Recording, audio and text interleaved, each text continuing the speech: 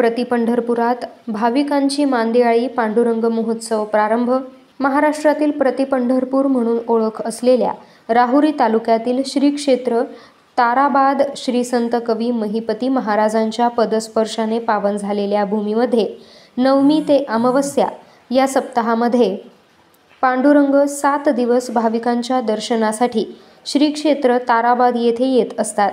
29 जुलै रोजी पंढरपुराहून आलेल्या पायी दिंडीचं स्वागत करून या धार्मिक उत्साहात सुरुवात झाली असून 30 जुलै रोजी सकाळी भिक्षा कार्यक्रम, अभिषेक, काकड आरती होऊन नैवेद्य देण्यात आला।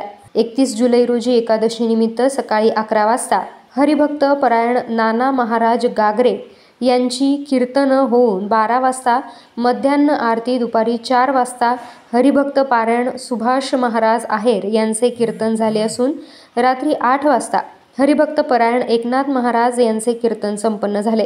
1 ऑगस्ट रोजी काकडा भजन, कुळधर्म कार्यक्रम, पवमान अभिषेक आणि द्वादशी पारणे महाप्रसाद। 2 ऑगस्ट रोजी सकाळी बाळकृष्ण महाराज कांबळे शास्त्री यांचे काल्याचे कीर्तन झाले।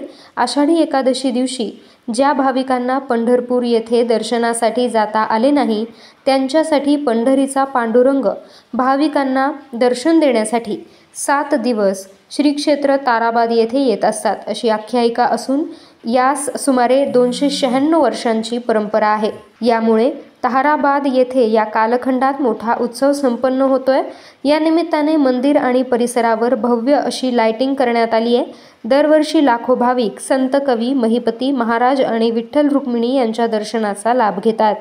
प्रतिनिधी जालिंदर ढोकणे, न्यूज टुडे 24, राहुरी।